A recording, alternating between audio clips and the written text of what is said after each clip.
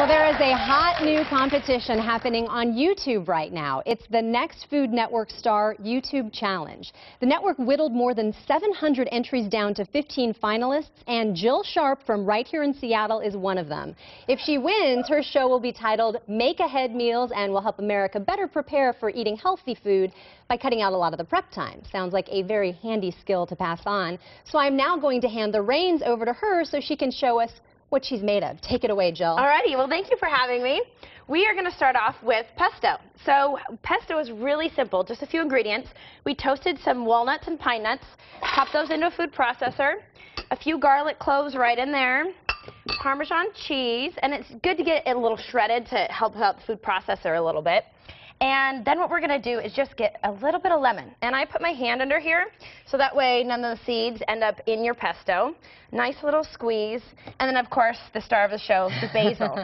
So you just kind of pop all these flavors in here. And then a little bit of olive oil right on top. Ooh, there we go. Looking good. Yes, a few cracks of pepper. And to finish it off, bring all of the flavors out, a little bit of salt. So just sprinkle that right on top. And that's how easy it is. You just pop on your food processor top. You know, and if you don't have a food processor, you know, you could really get a mortar and pestle and get it going in there. That works as well. And then just whirl like that.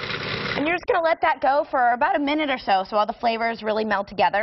And you end up with this. It's a beautiful pesto. Wow. And what I like to do is put it in these containers and I freeze it. So Make Ahead Meals. You know, the other night I had an extra salmon. I'm like, oh, what am I going to do? I need a quick meal. Grab the pesto, put it on the grill, and we have a beautiful meal ready to go. And you're a gourmet like that. Exactly, exactly. And no one would have known. So what I'm doing here actually are these quiches. So I'm calling them pesto and Parmesan quiches. Delicious. And so what we have is 4 eggs. We're going to add a little bit of ground sausage. This is mascarpone cheese, so about a tablespoon of that. And about 2 tablespoons of sour cream right in there. So just a few ingredients and a little bit more of that Parmesan cheese just to get everything nice. And to get it a little more liquefied, add a few tablespoons of milk. And basically what you do is you just mix that around real nicely. And then we're going to add the star of the show, the pesto. So about a half a cup of that. You really want the pesto flavor to come out, so that is the star ingredient. It just goes right in there. It just goes right in there. And so mixing all that together nicely. And no food processor necessary. No food processor. No, we are the food processors here. So mix that all around. And then what you do is just I take puff pastry, and you can get this at local grocery store in the freezer section. They come in little sheets like that. I take a cookie cutter and cut them out like that. A little spray in your pan, and then just push it right in there. Perfect. That's so easy. So easy. I could do this. Yes. Me. No, you can. I promise. I promise. And the great make ahead about this is you can do all this ahead of time. Yeah. Pop this in your fridge. Keep these in your fridge. And then when you're ready the next morning, or if you're doing an appetizer party, you just pop it in the 400-degree oven for about 10 minutes. And voila. Voila. This is the end result here. Yes, yes. Those look tasty. Thank you. And this is basically a sample of what you would do if you win this competition on the Food Network. Why do you think you should be the next Food Network star? You know, my passion for food has just been crazy. I love teaching people. I started out doing cooking classes, and I just love inspiring people to get back in the kitchen and give them a way to be able to say, hey, you know, I can do this, you know. So I love to be able to share that with those out there that maybe are questioning, you know, well, I'm busy, I got all these things going, you know, how can I make this part of my life? And so Make Ahead Meals really is able to do that for them. Now, were you self-taught, or did you take classes to learn how to make a pesto, which seems very complicated, right? When you see other people serving the pesto, you're like, oh, I could never do that. Yes. So did you teach yourself, or? You know, I actually went to culinary school. I went to the Seattle Culinary Academy here in Seattle. Nice. Got a 2-year degree program there, and I went from there. And then from there, I've taught myself things from, you know, it's been about 4 or 5 years now since I've been there. So, you know, along the way, you learn new skills and new ideas and whatnot. But as far as that, that's my foundation. Your idea for the show, Make Ahead Meals, is great for those of us who work and have families and don't want to just buy something frozen from the store and pop it in.